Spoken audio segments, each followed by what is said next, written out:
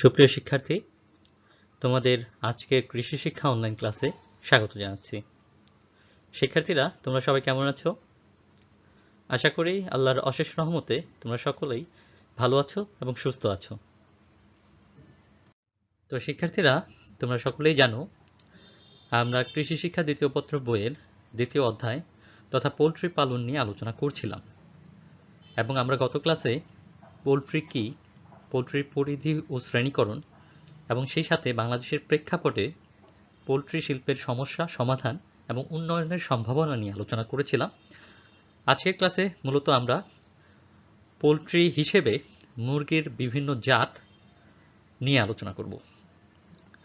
তো শিক্ষার্থীরা, মূল ক্লাসে ফিরে যাবার আগে, যেহেতু তোমরা অ্যাসাইনমেন্ট 1 জমা দিয়েছিলে, মোটামুটিভাবে আমি সবগুলো খাতাই দেখে ফেলেছি, নম্বরপত্রও রেডি। তো খাতা দেখার উপর ভিত্তি করে তোমাদের কিছু সমস্যা আমি লক্ষ্য করেছি, তো আশা করি এই সমস্যাগুলো তোমাদেরকে জানানো উচিত এবং এই সমস্যার সমাধানগুলো তোমরা কিভাবে করতে পারো সেটাও জানানো উচিত।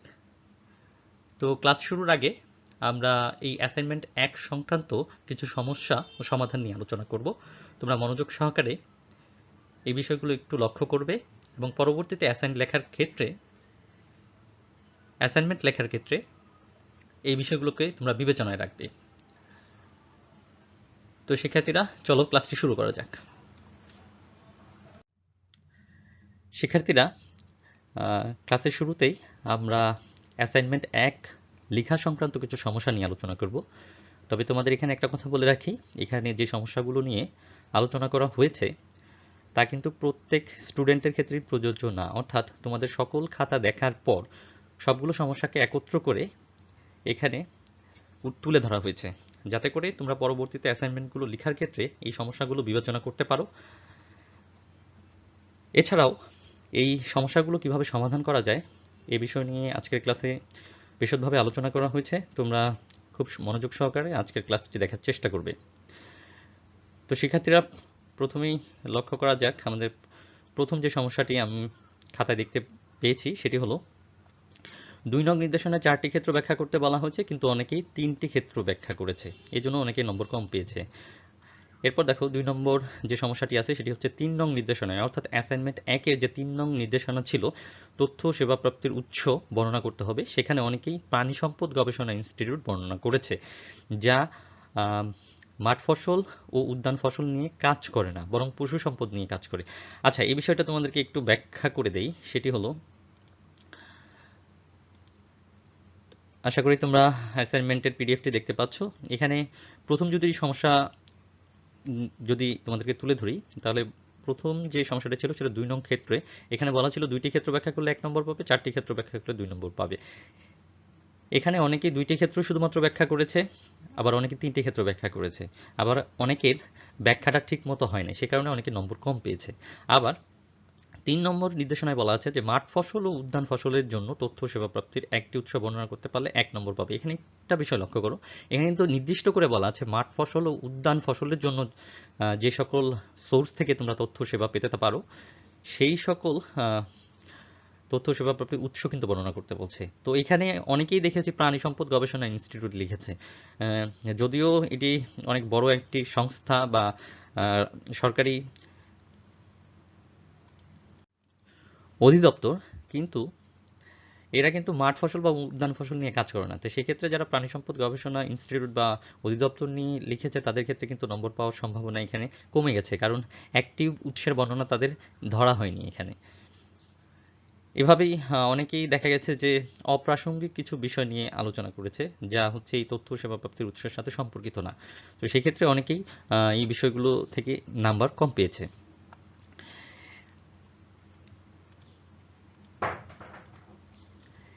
এরপর 3 নম্বর যে সমস্যাটি তোমাদের মধ্যে দেখা গেছে সেটি হলো, দেখো যে হুবহু বই থেকে লেখা, ইভেন লাইন, ওয়ার্ড, দাড়ি, কমা, সেমিকোলন সব কপি করা। এটা একটা গুরুত্বপূর্ণ এবং নিন্দনীয় বিষয়। এটা ম্যাক্সিমাম স্টুডেন্টের খাতায় দেখতে পেয়েছি যে হুবহু বই থেকে কপি করে লিখে ফেলছে। এতে কিন্তু তোমার সৃজনশীলতা প্রকাশ পায় না। আর এখানে যে বড় বিষয়টা দেখা গেছে যে আমরা হয়তোবা তোমাদের খাতা দেখে তোমাদেরকে নাম্বার দিয়ে দিলাম, কিন্তু যখন এটা পরবর্তী আরেকজন এক্সামিনারের কাছে যাবে, তিনি যদি এটা লক্ষ্য করেন, সেক্ষেত্রে আমাদের দেওয়া নম্বর কিন্তু গ্রহণযোগ্য হবে না। তারা যে নাম্বার দেবে সেটাই কিন্তু গ্রহণযোগ্য হবে। এই বিষয়টা কিন্তু তোমাদেরকে মাথায় রাখতে হবে। যদিও আমি সমস্যা নিয়ে আলোচনা করেছি পরবর্তীতে, তাই এখন আর দীর্ঘায়িত করছি না। আমরা 4 নম্বর সমস্যাটি দেখে ফেলি। 4 নম্বর সমস্যাটি ছিল হচ্ছে ইউটিউব, ফেসবুক ও অন্যান্য সামাজিক যোগাযোগ মাধ্যম থেকে হুবহু কপি করে লেখা। বেশ কয়েকজনের খাতায় এই বিষয়টি লক্ষ্য করা গেছে। আমরা যদিও বিভিন্ন ধরনের সোশ্যাল সাইট যেমন ইউটিউব, ফেসবুকে লক্ষ্য করেছি যে কী ধরনের অ্যাসাইনমেন্টগুলো তারা দিয়েছে। এই অ্যাসাইনমেন্টগুলো অনেকেই না বুঝে নিজের মতো করে লিখে নিয়ে এসেছে, এখানে অনেকেই ভুল করেছে। যেমন কপি করে লেখার কারণে এই যে 2 নং নির্দেশনায় ওই ইউটিউব বা ফেসবুকে তারা 3টি ক্ষেত্র ব্যাখ্যা করেছে, তোমরাও হচ্ছে না পড়ে ওই 3টি ক্ষেত্রই ব্যাখ্যা করে নিয়ে এসেছো, কিন্তু ওখানে কিন্তু নির্দেশনায় দেওয়া ছিল যে 4টি ক্ষেত্র ব্যাখ্যা করতে হবে। তো এই ভুলগুলো কিন্তু ইউটিউবে বা ফেসবুকে যারা হচ্ছে অ্যাসাইনমেন্টের উত্তরগুলো সাবমিট করে থাকে তারা কিন্তু ভুল করে থাকে, আর আমরা না বুঝেই এগুলোকে কপি করে নিয়ে আসি। এই কাজটি করা যাবে না। এরপর দেখো যে অনেকের খাতার পেজ ঠিক নেই, উলট পালট করা, কোনো সিকোয়েন্স নাই। হ্যাঁ, এই বিষয়টা লক্ষ্য করেছি অনেকের খাতায়, যে খাতার শুরুতে নম্বর ঠিক নেই, শেষের নির্দেশনা আগে লিখেছে, আগের নির্দেশনা পরে লিখেছে।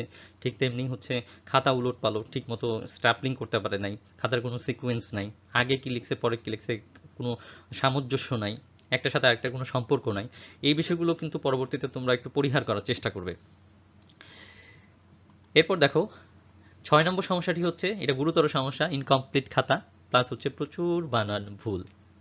আমি আবার বলছি, ইনকমপ্লিট খাতা, তার মানে খাতা কমপ্লিট করে নাই। কেউ হয়তো একটা নির্দেশনা, 2টা নির্দেশনা লিখছে, 3 নম্বর নির্দেশনা না লিখে 4 নম্বর নির্দেশনা লিখে ফেলছে, অথবা 3টা নির্দেশনা লিখছে, 4 নম্বর নির্দেশনার কিন্তু কোনো কিছু লেখে নাই। এই ক্ষেত্রে যেই নির্দেশনাটি সে লিখে নাই বা যে সংকেত থেকে কোনো ধরনের উত্তর করা হয় না, সে কিন্তু সেখানে শূন্য পেয়েছে। তেমনি এখানে আরেকটি কথা বলা আছে, দেখো খাতায় প্রচুর পরিমাণে কাটাকাটি করা কিংবা অপরিষ্কার খাতা, সেই সাথে কাভার পেজে নিজের রেজিস্ট্রেশন নাম্বার, বিষয় কোডটাও ভুল লিখেছে। এই রেজিস্ট্রেশন নাম্বার এবং বিষয় কোড লেখার ক্ষেত্রে কিন্তু একটু সচেতন হতে হবে। কারণ আমাদের গত যে অ্যাসাইনমেন্টটি দেওয়া ছিল, এটা কৃষি শিক্ষা প্রথম পত্র থেকে দেওয়া ছিল, এবং এই কৃষি শিক্ষা প্রথম পত্রের বিষয় কোড হচ্ছে 239। অনেকেই দেখেছি যে তাদের খাতায় 240 বিষয় কোড লিখেছে। তো এই বিষয়গুলো একটু সতর্কতার সাথে তোমাদেরকে দেখতে হবে। তো শিক্ষার্থীরা এখানে মোটামুটি 6টি গুরুত্বপূর্ণ প্রবলেম নিয়ে আলোচনা করেছি, যে প্রবলেমগুলো তোমাদের খাতায় দেখা গিয়েছে। তো শিক্ষার্থীরা, এই পর্যায়ে আমরা দেখে নিই সাধারণত এই যে 6টি সমস্যা, মানে উদ্ভূত এই 6টি সমস্যা থেকে তোমরা কিভাবে পরিত্রাণ পেতে পারো। তোমরা এই সমাধানগুলো পরবর্তী অ্যাসাইনমেন্টগুলো করার ক্ষেত্রে বিবেচনা করবে বলে আশা করি। তো শিক্ষার্থীরা, এবার দেখে নেওয়া যাক এই সমস্যার সমাধানগুলো তোমরা কিভাবে করতে পারো। প্রথমত, এই অ্যাসাইনমেন্ট লেখার ক্ষেত্রে সচেতন হতে হবে এবং উদাসীনতা পরিহার করতে হবে। তোমাদের বেশ কয়েকজনের খাতা দেখে যে বিষয়টা উপলব্ধি করেছি সেটা হলো যে অ্যাসাইনমেন্ট 1 নিয়ে তোমাদের কোনো মাথা ব্যথা ছিল না, মানে যেমন তেমন করে বা যেভাবেই হোক কপি করে জাস্ট সাবমিট করাটাই ছিল তোমাদের উদ্দেশ্য। এই জিনিসগুলো একটু সচেতন হতে হবে, কারণ তোমাদের মনে রাখতে হবে যে তোমাদের পরীক্ষা হবে কি না হবে সেটার উপর নির্ভর না করে অনেক সময় দেখা যায় যে এই অ্যাসাইনমেন্টের উপর ভিত্তি করে কিন্তু তোমাদের ইভালুয়েশন করা হবে। তো এক্ষেত্রে গ্রহণযোগ্য নাম্বার যদি না তুমি পাও, তাহলে কিন্তু সেটা তোমার জন্য খারাপ হবে। তো আমি আশা করব তোমরা পরবর্তীতে অ্যাসাইনমেন্টগুলো জমা দেওয়ার ক্ষেত্রে যথেষ্ট সচেতনতার সাথে উদাসীনতা পরিহার করে এই অ্যাসাইনমেন্টগুলো করার চেষ্টা করবে। এরপর লক্ষ্য করো, 2 নাম্বার সমাধান হতে পারে লেখায় স্বকীয়তা, নিজস্বতা এবং সৃজনশীলতার প্রকাশ ঘটানো। আমি কিছুক্ষণ পরেই এই বিষয়গুলো কিভাবে তুমি করতে পারো সে বিষয় নিয়ে একটু আলোচনা করব, বা তোমাদেরকে ডেমনস্ট্রেট করে উদাহরণ দিয়ে দেখিয়ে দিব। তোমরা সেখান এগুলো ফলো করার চেষ্টা করবে, তাতে করে তোমরা এই সমস্যাগুলো থেকে সমাধান পেতে পারো। এরপর একটা সলিউশন হতে পারে বা সমস্যার সমাধান হতে পারে, সেটি হলো হুবহু কপি না করে 2-1টা লাইন উলটপালট করে লেখা। অর্থাৎ তুমি সোশ্যাল সাইটে যাও অথবা বই থেকেই লিখো না কেন, সেক্ষেত্রে তোমাকে যে বিষয়টা লক্ষ্য রাখতে হবে সেটা হচ্ছে যে পুরোপুরি কপি না করে 2-1টা লাইন উলটপালট করেও কিন্তু লেখা যায়। এক্ষেত্রে কিন্তু তোমার স্বকীয়তা বা নিজস্বতাটা প্রকাশ পাবে, বা একজনের সাথে আরেকজনের খাতা কিন্তু মিলবে না।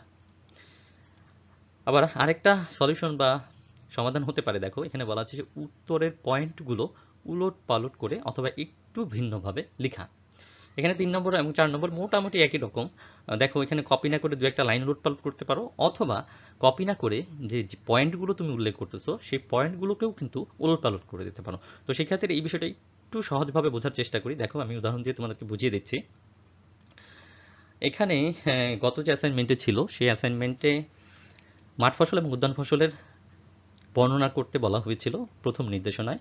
তো সেখানে উদ্যান ফসলের শ্রেণীবিভাগ হিসেবে অনেকেই কিন্তু লিখেছিল এই যে 1 শাকসবজি ফসল, 2 হচ্ছে ফল জাতীয় ফসল, 3 হচ্ছে ফুল জাতীয় ফসল, 4 হচ্ছে মশলা জাতীয় ফসল। তো আমি 3 নাম্বার যে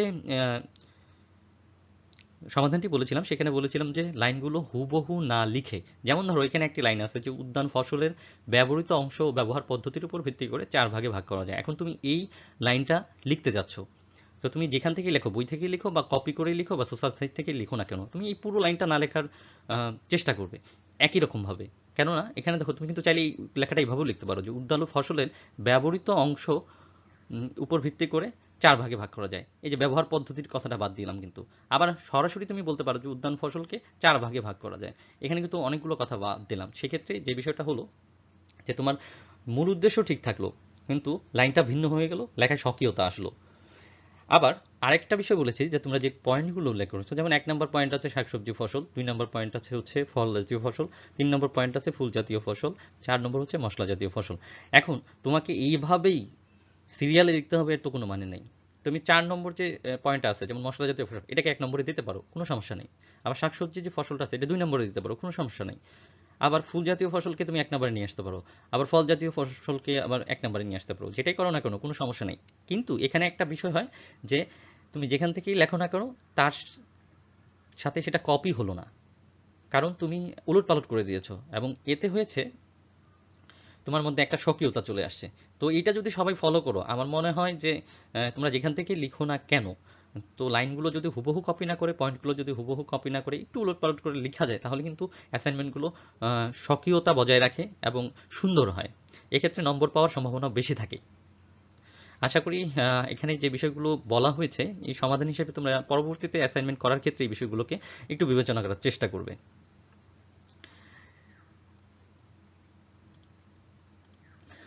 এরপর আরেকটি সমাধান হতে পারে, দেখো এখানে বলা আছে যে সর্বশেষ 5 নম্বর সমাধান, অ্যাসাইনমেন্টের কভার পেজ লেখার সময় সতর্ক থাকা।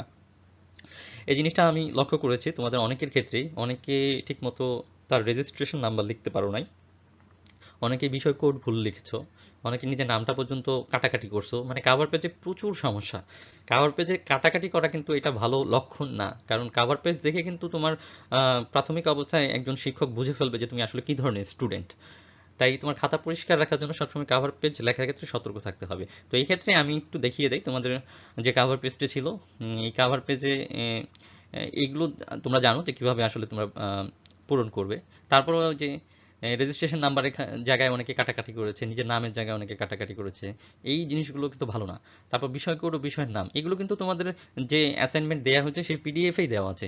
দয়া করে একটু পিডিএফটা দেখে এই বিষয় কোড এবং অ্যাসাইনমেন্টের শিরোনামগুলো লেখার চেষ্টা করবে, তাহলে আর ভুল হবার সম্ভাবনা থাকবে না। অর্থাৎ কভার পেজ লেখার সময় তোমাদেরকে একটু সতর্ক থাকতে হবে।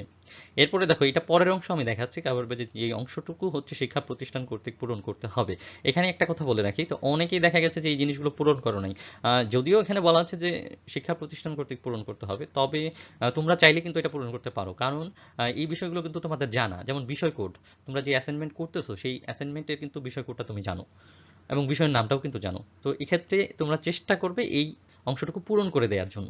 সেই সাথে অ্যাসাইনমেন্টের ক্রমিক নম্বর সেটাও তুমি জানো, অ্যাসাইনমেন্টের শিরোনাম সেটাও তুমি জানো। তো এই বিষয়গুলো অবশ্যই তুমি কাভার পেজে পূরণ করে দেওয়ার চেষ্টা করবে। আবার এইখানে দেখো বলা আছে যে নিচের অংশ ইংরেজিতে পূরণীয়, অবশ্যই ইংরেজিতে পূরণ করতে হবে। এবং যে বিষয়গুলো আছে এখানে বলা হচ্ছে প্রতিষ্ঠানের EIN নম্বর এবং প্রতিষ্ঠানের নাম লিখতে বলা হয়েছে।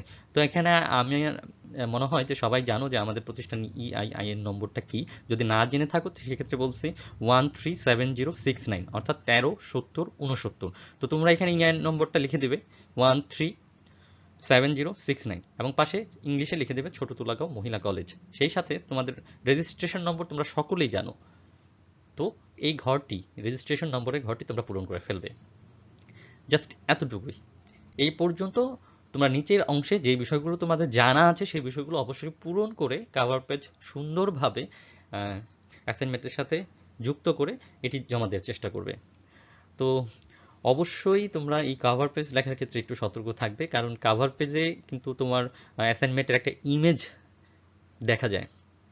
অর্থাৎ কভার পেজ যদি সুন্দর থাকে তাহলে বোঝা যায় যে তুমি একটা ভালো স্টুডেন্ট বা একজন সচেতন স্টুডেন্ট। তো আমার মনে হয় যে পরবর্তীতে তোমরা অ্যাসাইনমেন্ট লেখার ক্ষেত্রে এই বিষয়গুলো একটু প্রাধান্য দেবে বা বিবেচনায় রাখবে। তো শিক্ষার্থীরা, আমরা এতক্ষণ অ্যাসাইনমেন্ট 1 লেখা সংক্রান্ত বিভিন্ন সমস্যা এবং তার সমাধান নিয়ে আলোচনা করেছি।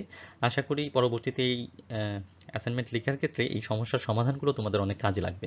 তো আমরা মোটামুটি আজকের ক্লাসের মূল পর্যায়ে ফিরে আসব। তোমরা লক্ষ্য করো, আমরা আজকের যে ক্লাসটি করব সেই ক্লাসের বিষয়বস্তু হলো পোলট্রির বিভিন্ন জাত ও জাতের নামকরণ, হাঁস, মুরগি। দেখো তোমরা এখানে 3টি ক্লাস বরাদ্দ দেওয়া আছে এই ক্লাসটির জন্য।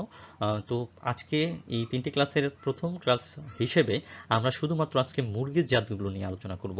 পরবর্তী ক্লাসে আমরা হাঁসের জাত নিয়ে আলোচনা করব।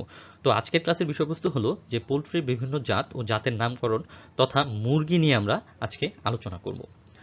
তো শিক্ষার্থীরা, চলো আজকের ক্লাসটি শুরু করা যাক। শিক্ষার্থীরা, ক্লাসের শুরুতেই আমরা কিছু টার্মিনোলজি বা সংজ্ঞা নিয়ে আলোচনা করব। যেহেতু আমরা পোলট্রির বিভিন্ন জাত নিয়ে আলোচনা করতেছি, তাই এক্ষেত্রে আমাদেরকে এই শব্দগুলো, যেমন ধরো শ্রেণী কাকে বলে, জাত কাকে বলে, উপজাত কাকে বলে, স্ট্রেন কাকে বলে, এই বিষয়গুলো জানতে হবে। কারণ এই পুরো অধ্যায়ে এই শব্দগুলো আমরা অনেকবার পাবো। তো এই শব্দগুলোর মূল বক্তব্য আসলে কি, এই বিষয়গুলো আমাদেরকে জানতে হবে। তো প্রথমত আমরা জেনে নিই যে শ্রেণী বা ক্লাস কাকে বলে। এখানে দেখো, এখানে বলা হচ্ছে যে পৃথিবীর কোনো নির্দিষ্ট এলাকা হতে উদ্ভূত এবং কিছু কিছু সাধারণ সাদৃশ্যপূর্ণ বৈশিষ্ট্যের অধিকারী মুরগিগুলোকে একই শ্রেণীভুক্ত করা হয়। অর্থাৎ শ্রেণী বলতে আমরা বোঝাতে পারি যে একটা অঞ্চল থেকে উদ্ভূত হয়েছে, অর্থাৎ উৎপত্তি হয়েছে এমন একই বৈশিষ্ট্য সম্পন্ন যে মুরগিগুলো আছে সেগুলোকে আমরা বলবো ওই অঞ্চলের শ্রেণী মুরগি। যেমন ধরো আমেরিকান শ্রেণী, অর্থাৎ উত্তর আমেরিকা আর দক্ষিণ আমেরিকাতে এই ধরনের মুরগির উৎপত্তি হয়েছে বলে আমরা এই ধরনের একই বৈশিষ্ট্য সম্পন্ন মুরগিগুলোকে বলতে পারি আমেরিকান শ্রেণী। ঠিক তেমনি দেখো আরেকটি বলা আছে ইংলিশ শ্রেণী, তেমনি এশিয়াটিক শ্রেণী। অর্থাৎ এশিয়া মহাদেশে এই মুরগিগুলো উৎপত্তি হয়েছে বলে তাদেরকে আমরা বলবো এশিয়াটিক শ্রেণী। তো আশা করি শ্রেণী কি এই বিষয়টি তোমরা বুঝতে পেরেছো। এই পর্যায়ে আমরা জেনে নেব জাত কি, অর্থাৎ মুরগির জাত যে বলছি, যে ব্রিডস অফ পোলট্রি, এই ব্রিডটা কাকে বলে অথবা জাত কাকে বলে। জাত বলতে বোঝায় একটি বিশেষ গোষ্ঠীর সদস্যদের যাদের চারিত্রিক বৈশিষ্ট্য একই এবং এই চারিত্রিক বৈশিষ্ট্যগুলো বংশ পরম্পরায় সমানভাবে বিদ্যমান থাকে। তার মানে একটি কি নির্দিষ্ট বা কিছু নির্দিষ্ট বৈশিষ্ট্য থাকবে, যে বৈশিষ্ট্যগুলো ওই জাতের সকল প্রাণীর মধ্যে বিদ্যমান থাকবে এবং যেটা সবচেয়ে গুরুত্বপূর্ণ বিষয় সেটা হলো যে ওই বৈশিষ্ট্যগুলো বংশ পরম্পরায় অর্থাৎ তাদের সন্তান সন্ততিতেও এই বৈশিষ্ট্যগুলো প্রকাশিত হবে।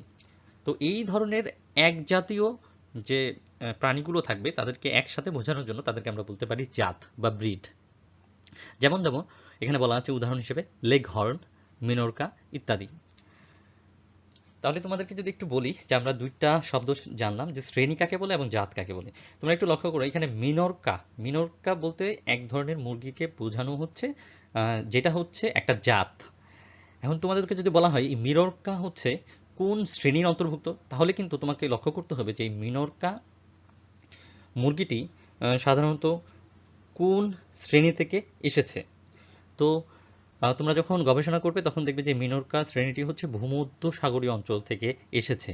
তখন আমাদেরকে বলতে হবে যে এই মিনোরকা জাতের মুরগির শ্রেণীটা হলো ভূমধ্য সাগরীয় শ্রেণী, অথবা এরকম অন্য যে কোনো লেঘরন হতে পারে, যেমন আমেরিকান শ্রেণী।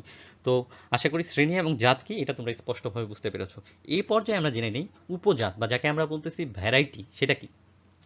দেখো এখানে বলা আছে একই জাতের মুরগির মধ্যে পালকের রং এবং মাথার ঝুঁটির ধরন ও অন্যান্য দৈহিক বৈশিষ্ট্যের সাদৃশ্যের ভিত্তিতে মুরগির জাতকে বিভিন্নভাবে উপজাতে ভাগ করা হয়, যেমন white Leghorn, black Minorca, highlight brown ইত্যাদি। তো তোমাদেরকে একটু বলে রাখি, আমরা একটু আগে জাত সম্পর্কে জানলাম যে লেগহর্ন জাতের মুরগির সকল ধরনের মুরগির কিন্তু বৈশিষ্ট্য একই রকম হবে। এক্ষেত্রে উপজাত আমরা বলবো তাদেরকে, যেমন ধরো লেগহর্ন মুরগি বৈশিষ্ট্য একই, কিন্তু কিছু কিছু সাধারণ বৈশিষ্ট্য তাদের মধ্যে আলাদা। যেমন মুরগির ঝুটির রং হতে পারে আলাদা, যেমন লেগহর্ন মুরগি, তবে কারো ঝুটির রং সাদা, কারো ঝুটির রং লাল। তো এক্ষেত্রে এদেরকে কিন্তু ভাগ করা হচ্ছে হোয়াইট লেগহর্ন অথবা রেড লেগহর্ন। তো তারা মূলত হচ্ছে লেগহর্ন জাতের মুরগি, তবে তাদের একটি নির্দিষ্ট বৈশিষ্ট্যের পার্থক্যের কারণে তাদেরকে কিন্তু উপজাত বা ভ্যারাইটিতে ভাগ করা হয়েছে। তো আশা করি উপজাত কি বা ভ্যারাইটি কি এই বিষয়টি তোমরা বুঝতে পেরেছো। এ পর্যায়ে সবচেয়ে গুরুত্বপূর্ণ যে বিষয়টি আছে, যেটি তোমাদের বেশ কয়েকবার জ্ঞানমূলক প্রশ্নে এসেছে, সেটি হলো স্ট্রেইন কাকে বলে। এটি একটু ইন্টারেস্টিং বিষয় এবং গুরুত্বপূর্ণ বিষয়, তোমরা একটু মনোযোগ সহকারে বোঝার চেষ্টা করবে। দেখো এখানে বলা আছে যে বিশেষ উদ্দেশ্য সাধনের লক্ষ্যে প্রজননকারী কর্তৃক ন্যূনতম 5টি বংশ পরম্পরায় আন্তঃপ্রজননের মাধ্যমে সৃষ্ট বিশেষ নামধারী মুরগিগুলোকে স্ট্রেইন বলে। একটু জটিল, তবে আমি সুন্দরভাবে এটি তোমাদেরকে বুঝিয়ে দেব, চিন্তা করার কিছু নেই। তোমাদেরকে এখানে যে বিষয়টা বলা হচ্ছে সেটি হলো স্ট্রেইন আমরা তাদেরকে বলবো কমপক্ষে ন্যূনতম 5টি বংশ পরম্পরায় তাদের নিজেদের মধ্যে প্রজননের মাধ্যমে একটা নতুন ধরনের মুরগি যদি তারা উৎপন্ন করে ফেলে, তখন সেটাকে আমরা বলবো স্ট্রেইন। যেমন ধরো এখানে স্ট্রেইনের উদাহরণ হিসেবে দেওয়া আছে স্টার ক্রস সাদা, স্টার ক্রস ব্রাউন, ইসা ব্রাউন, সেভার 579 ইত্যাদি। এগুলো হচ্ছে বিভিন্ন স্ট্রেইনের মুরগির নাম। তো শিক্ষার্থীরা এই বিষয়টি একটু বোঝার জন্য তোমাদেরকে সুন্দর করে একটি ডেমনস্ট্রেট করি। এখানে দেখো বলা আছে, এখানে একটু লক্ষ্য করো, এখানে ব্রয়লার ও লেয়ারের জাত উৎপাদন পদ্ধতি হিসেবে এখানে বলা হচ্ছে যে গ্র্যান্ড প্যারেন্ট স্টক আগে সৃষ্টি করতে হবে। অর্থাৎ এই প্যারেন্ট বলতে এইটা হচ্ছে দাদা দাদি প্রথমে আগে সৃষ্টি করতে হবে। এখন দাদা দাদি সৃষ্টি করার পর এখান থেকে তাদের যে প্রজন্ম আসবে তারা কিন্তু প্যারেন্ট স্টক বা ব্রিডিং ফ্লক হবে, বা যাদেরকে আমরা বলতেছি বাবা মা। এই বাবা মা থেকে কিন্তু পরবর্তীতে যে ডিম আসবে সেখান থেকে আরেকটা প্রজন্ম আসবে।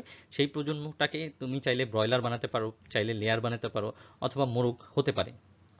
তো এখান থেকে তাদের একটি প্রজন্ম আসবে। এই ছকটি তো দেখানোর উদ্দেশ্য হলো এই যে স্ট্রেইন আমরা কাকে বলতেছি, এখানে কিন্তু বলে দেওয়া হচ্ছে যে 5টি বংশ পরম্পরায় তাদের নিজেদের মধ্যে প্রজননের মাধ্যমে একটা নতুন মুরগি সৃষ্টি করবে, সেটাই হবে স্ট্রেইন।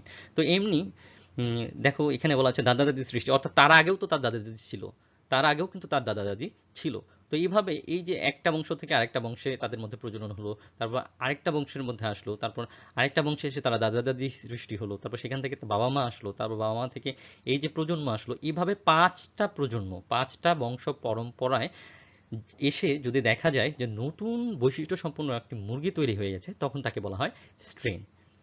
তো আশা করি বিষয়টি বুঝতে পেরেছো। তবে এই বিষয়টি আরেকটু ভালোভাবে বোঝানোর জন্য আমি তোমাদেরকে আরেকটি সুন্দর উদাহরণ দিই। দেখো এখানে কিন্তু মোটামুটি 5টি বংশ পরম্পরা দেখানো হয়েছে, এবং এখানে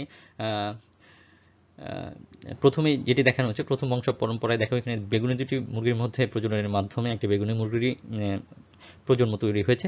এখান থেকে আবার পরবর্তীতে দেখা গেছে একটা কালো মুরগির সাথে এই বেগুনি মুরগির প্রজননের মাধ্যমে অর্ধেক কালো এবং অর্ধেক বেগুনি জাতের মুরগি তৈরি হয়েছে, বা একটা নতুন কিন্তু জাত চলে এসেছে, বা বলতে পারি উপজাত চলে এসেছে। তো এই উপজাত আবার এই প্রজন্ম কিন্তু আবার দেখা যাচ্ছে যে আবার বেগুনি মুরগির সাথে আন্তঃপ্রজননের মাধ্যমে আরেক দুইটা নতুন জাত উপজাত নিয়ে এসেছে। একটি হলো অর্ধেক সাদা অর্ধেক বেগুনি, আরেকটা হচ্ছে পুরো বেগুনি। ঠিক তেমনি পরবর্তী বংশ পরম্পরায় তারা আবার হচ্ছে দেখা যাচ্ছে কালো মুরগির সাথে যখন প্রজনন করেছে, তখন নতুন আরো দুটি স্ট্রেইন বলতে পারি বা উপজাত বলতে পারি, সেটি হলো যে অর্ধেক সাদা অর্ধেক বেগুনি আবার কালো মুরগি প্রজন্ম ধারায় চলে এসেছে। এর পরবর্তীতে দেখা গেছে যে এই ধরনের যে অর্ধেক কালো অর্ধেক মুরগি তারা যখন নিজেদের মধ্যে প্রজনন করেছে, তখন দেখা গেছে যে এই ধরনের 3টি ভিন্ন স্ট্রেইনের তৈরি করেছে। যেমন প্রথম যে স্ট্রেইনটি লক্ষ্য করো যে তাদের মধ্যে প্রজনন হয়েছে এই 5টি বংশ পরম্পরায়, এবং এই 5টি বংশ পরম্পরা শেষ করে তারা কিন্তু এখানে টোটাল 3টি নতুন স্ট্রেইন পেয়েছে। একটি দেখো, একটি মুরগি হচ্ছে অর্ধেক কালো অর্ধেক বেগুনি, একটি হচ্ছে পুরো বেগুনি, আরেকটি হচ্ছে পুরো কালো। তো এখানে মোটামুটি 3টি স্ট্রেনের তৈরি হয়েছে। তোমরা একটু লক্ষ্য করো, প্রথম বংশ পরম্পরা, তারপরে দ্বিতীয় বংশ পরম্পরা প্রজননের মাধ্যমে নতুন প্রজন্ম, তাদের মধ্যে প্রজননের মাধ্যমে, তাদের মধ্যে প্রজননের মাধ্যমে, এবং সর্বশেষ প্রজননের মাধ্যমে কিন্তু আমরা নতুন 3টি স্ট্রেনের মুরগি পেয়েছি। তো এই যে 5টি বংশ পরম্পরা 1 2 3 4 5, এভাবে করে এই যে নতুন মুরগির বৈশিষ্ট্য সম্পন্ন মুরগি তৈরি হচ্ছে, এদেরকে আমরা বলতেছি স্ট্রেইন। আশা করি তোমরা স্ট্রেইন কি খুব ভালোভাবে বুঝতে পেরেছো। তোমরা অবশ্যই শ্রেণী কাকে বলে, জাত কাকে বলে, উপজাত কাকে বলে এবং স্ট্রেইন কাকে বলে এর সংজ্ঞা সহ দুই একটা উদাহরণ মনে রাখার চেষ্টা করবে। প্রিয় শিক্ষার্থী, ক্লাসের এই পর্যায়ে আমরা বিভিন্ন ধরনের মুরগির জাত নিয়ে আলোচনা করব। তো প্রথমেই তোমাদেরকে যেটা জানাবো সেটা হলো যে পালন করার উদ্দেশ্যের উপর ভিত্তি করে, অর্থাৎ আমরা কোন উদ্দেশ্যে মুরগিটা পালন করতেছি এর উপর ভিত্তি করে মুরগিকে সাধারণত তিন ভাগে ভাগ করা যায়। একটি হলো ডিম উৎপাদনকারী জাত, একটি হলো মাংস উৎপাদনকারী জাত এবং আরেকটি হলো ডিম ও মাংস উৎপাদনকারী জাত। তো সেক্ষেত্রে এই পর্যায়ে আমরা দেখে নেই যে ডিম উৎপাদনকারী জাতগুলো কি কি। তোমরা একটু লক্ষ্য করো যে উদাহরণ হিসেবে দেয়া আছে লেগ হর্ন জাতের মুরগি কিন্তু হচ্ছে ডিম উৎপাদনকারী জাত, অর্থাৎ এরা শুধুমাত্র ডিম উৎপাদন করবে, মাংস উৎপাদন করার জন্য কিন্তু এই সকল জাত পালন করা হয়ে থাকে না। তাহলে ডিম উৎপাদনকারী জাতগুলো হলো লেগ হর্ন, ফাউমি, মিনোরকা, ইসা ব্রাউন, স্টার ক্রস, ব্যাবকক, লোমেন, অ্যানকোনা ইত্যাদি।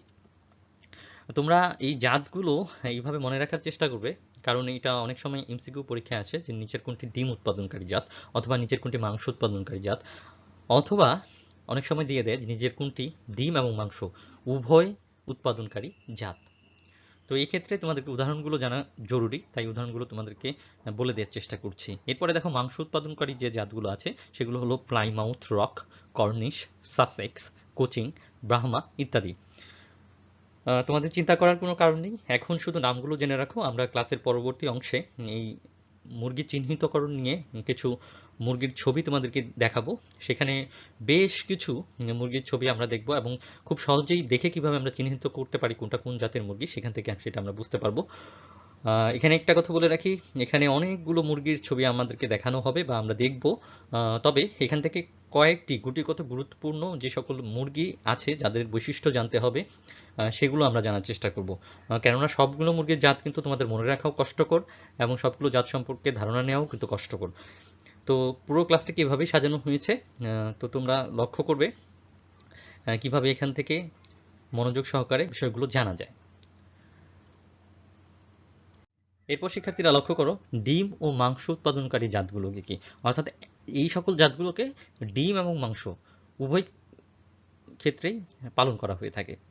যেমন দেখো উদাহরণ হিসেবে এখানে বলা আছে New Hampshire, Rhode Island red, Australorp, এগুলো হচ্ছে একই সাথে ডিম এবং মাংস উৎপাদন করে থাকে, তাই এদেরকে বলা হচ্ছে ডিম এবং মাংস উৎপাদনকারী জাত। তো আশা করি এখান থেকে তোমরা জানতে পেরেছো যে কোন জাতটি ডিম উৎপাদনকারী জাত, কোন জাতটি মাংস উৎপাদনকারী জাত এবং একই সাথে ডিম এবং মাংস উৎপাদন করে এই ধরনের জাতগুলো কি কি। এরপর শিক্ষার্থীরা লক্ষ্য করো যে এই সকল মুরগির উৎপত্তির স্থান ভিত্তিক শ্রেণীবিভাগ আছে, অর্থাৎ মুরগিগুলো কোন অঞ্চল থেকে উৎপত্তি হয়েছে বা কোন অঞ্চল থেকে এদেশে আনা হয়েছে তার উপর ভিত্তি করে মুরগির জাতগুলোকে 4 শ্রেণীতে ভাগ করা হয়ে থাকে। আমরা এই বিষয়গুলো নিয়ে ক্লাসের শুরুতেও জেনেছি। যেমন 4 শ্রেণীগুলোর মধ্যে প্রথমেই আছে আমেরিকান শ্রেণী, অর্থাৎ আমেরিকা, উত্তর আমেরিকা বা দক্ষিণ আমেরিকা থেকে যে সকল মুরগি উৎপত্তি হয়েছে তাদেরকে আমরা বলতে পারি যে আমেরিকান শ্রেণীর মুরগি। তারপরে আছে ভূমধ্যসাগরীয় শ্রেণী। ভূমধ্যসাগরীয় শ্রেণীর মুরগি মূলত হচ্ছে ইউরোপের কিছু অঞ্চল, আফ্রিকার কিছু অঞ্চল এবং মধ্যপ্রাচ্যের কিছু অংশ নিয়ে, অর্থাৎ ভূমধ্যসাগর বেষ্টিত যে জায়গাগুলো আছে সেখান থেকে যে মুরগি উৎপত্তি হয়েছে তাদেরকে আমরা বলতে পারি ভূমধ্যসাগরীয় মুরগি। তেমনি ইংলিশ শ্রেণী এবং এশীয় শ্রেণীর মুরগি, অর্থাৎ এই 4 ভাগে উৎপত্তি অনুসারে এই 4 ভাগে মুরগিগুলোকে ভাগ করা হয়েছে।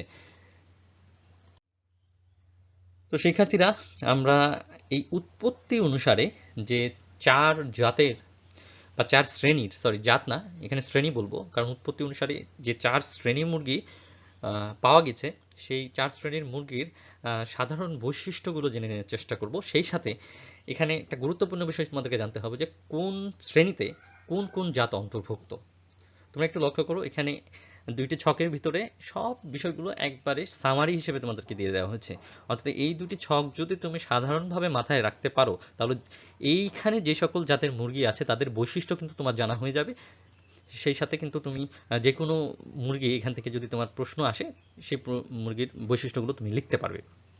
তো লক্ষ্য করো এখানে আমরা 4টা শ্রেণী পেয়েছিলাম, একটা হচ্ছে আমেরিকান শ্রেণীর মুরগি, একটি ভূমধ্যসাগরীয় শ্রেণীর মুরগি, একটি হলো ইংলিশ শ্রেণীর মুরগি এবং এশিয়াটিক শ্রেণীর মুরগি। এখন আমেরিকান শ্রেণীর মুরগির জাতগুলো হলো, দেখো এখানে বলা আছে road Island red, Plymouth rock, new Hampshire. আবার ভূমধ্যসাগরীয় শ্রেণীর মুরগিগুলো হলো লেগহর্ন, মিনোরকা, ফাইওমি, অ্যানকোনা। আবার ইংলিশ শ্রেণীর জাতগুলো হলো অস্ট্রালর্প, কর্নিশ, সাসেক্স এবং এশিয়াটিক সোসাইটি অর্থাৎ এশিয়াটিক শ্রেণীর জাতগুলো হলো ব্রাহ্মা, কোচিন এবং আসিল। তো এখান থেকে তোমাদেরকে জানতে হবে যে এই জাতগুলো কোন শ্রেণীর অন্তর্ভুক্ত। যেমন এখান থেকে বিভিন্ন ধরনের এমসিকিউ প্রশ্ন হয়। যেমন ধরা হলো যে লেগহর্ন জাতের মুরগিটি কোন শ্রেণীর অন্তর্ভুক্ত, তাহলে উত্তর হবে কিন্তু ভূমধ্যসাগরীয়। আবার কোচিন জাতের মুরগি কোন শ্রেণীর অন্তর্ভুক্ত, এটা কিন্তু আবার হচ্ছে এশিয়াটিক শ্রেণীর অন্তর্ভুক্ত। তো এখান থেকে মূলত এই দুইটি বিষয় তোমরা মাথায় রাখার চেষ্টা করবে। এই সাথে এখানে প্রত্যেকটা জাত কিন্তু আলাদা আলাদাভাবে জানা যেমন কষ্টকর, এই জন্য বিষয়গুলোকে সুন্দর করে বোঝানোর জন্য এখানে কিন্তু ছক আকারে শ্রেণীরভুক্ত অর্থাৎ একই শ্রেণীভুক্ত জাতের জন্য বৈশিষ্ট্যগুলো কিন্তু এখানে দেয়া আছে। তার মানে এই বৈশিষ্ট্য যদি তুমি একবার মনে রাখতে পারো, তাহলে যে কোনো একটা শ্রেণীর জন্য যে জাতগুলো আছে প্রত্যেকটার ক্ষেত্রেই বৈশিষ্ট্য তুমি লিখতে পারবে, কারণ একই শ্রেণীভুক্ত মুরগির বৈশিষ্ট্য সাধারণত একই রকম হবে। যেমন তোমাদের এখানে উদাহরণ দিই, যেমন আমেরিকান শ্রেণীর ভিতরে আমরা পড়েছি 3টা মুরগি আছে, সেটা হলো road Island red, Plymouth rock এবং নিউ হ্যাম্পশায়ার। এখন তোমাদেরকে যদি বলা হয় যে কোনো এই 3টা মুরগির মধ্যে একটা মুরগির বৈশিষ্ট্য লিখো, তাহলে কিন্তু এই একটা ছক থেকেই এই 3টা মুরগির জন্য তুমি হচ্ছে বৈশিষ্ট্যগুলো লিখতে পারবে। এখন তোমাদেরকে জানিয়ে দেই যে তোমরা এই ছক থেকে কিভাবে বৈশিষ্ট্যগুলো মনে রাখার চেষ্টা করবে। তোমরা যেভাবে পড়বে দেখো, এখানে একটা নির্দিষ্ট বৈশিষ্ট্যকে তোমরা হচ্ছে সিলেক্ট করবে বা নির্বাচন করে নেবে। যেমন ধরো কানের লতির রং, তাহলে কানের লতির রং কার কেমন, এটা তুমি কিভাবে মনে রাখবে? এটা মনে রাখার জন্য এখানে দেখো সহজে আছে, এখানে যেহেতু ছক করে দেয়া আছে, আমেরিকান শ্রেণীর ক্ষেত্রে কিন্তু কানের লতির রং দেয়া আছে লাল, আবার ভূমধ্যসাগরীয় কানের শ্রেণীর মুরগির ক্ষেত্রে কিন্তু দেয়া আছে কানের লতির রং সাদা, আবার ইংলিশ শ্রেণীর দেয়া আছে হচ্ছে লাল এবং এশিয়াটিক শ্রেণীর দেওয়া আছে লাল। এখানে একটা বিষয় গুরুত্বপূর্ণ, সেটা হলো দেখো শুধুমাত্র ভূমধ্যসাগরীয় শ্রেণীর মুরগির ব্যতীত বাকি সবগুলো মুরগিরই কিন্তু কানের লতি লাল। তাহলে কিন্তু এটা মনে রাখা খুব সহজ যে আমাকে শুধু ব্যতিক্রমীটা মনে রাখতে হবে। যেমন কানের লতির রং শুধুমাত্র ভূমধ্যসাগরীয় শ্রেণীর যে জাতগুলো আছে মুরগির সেগুলোর ক্ষেত্রে হবে সাদা, বাকি সব হবে লাল। তো দেখো যে একটা ছোট্ট সাধারণ বৈশিষ্ট্য দিয়ে আমরা কিন্তু একসাথে অনেকগুলো মুরগির বৈশিষ্ট্য জানতে পারতেছি। ঠিক তেমনি আরেকটা বৈশিষ্ট্যকে তুমি নির্বাচন করো, যেমন ধরো চামড়ার রং, অর্থাৎ কোন মুরগির চামড়ার রংটা কেমন, এটা কিভাবে তুমি বের করবে? এই ছক থেকে কিন্তু এটা জানতে পারবে কিভাবে। চামড়ার রংটাকে তুমি যদি সিলেক্ট করো, তাহলে আমেরিকান শ্রেণীর ক্ষেত্রে দেখো সবসময় সেই মুরগিগুলো চামড়ার রং হবে হলুদ, আবার ভূমধ্যসাগরীয় ক্ষেত্রে যে মুরগিগুলো আছে সেগুলো চামড়ার রং হবে সাদা। তেমনি ইংলিশের ক্ষেত্রে হবে সাদা, আবার এশিয়াটিক যে শ্রেণী আছে তার ক্ষেত্রে হবে হলুদ।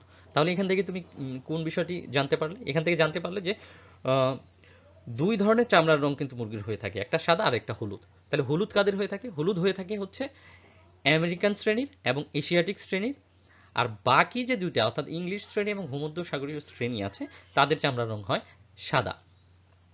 আশা করি বিষয়টি বুঝতে পেরেছো। এক্ষেত্রে এই শ্রেণীভুক্ত করে এই প্রত্যেকটি বৈশিষ্ট্য যদি তুমি এখান থেকে মনে রাখতে পারো, তাহলে খুব ভালোভাবে পরবর্তীতে আমরা যে প্রত্যেকটি আলাদা জাতের মুরগি নিয়ে আলোচনা করেছি তখন কিন্তু এই বৈশিষ্ট্যগুলো পড়তে তোমাদের অনেক সহজ মনে হবে।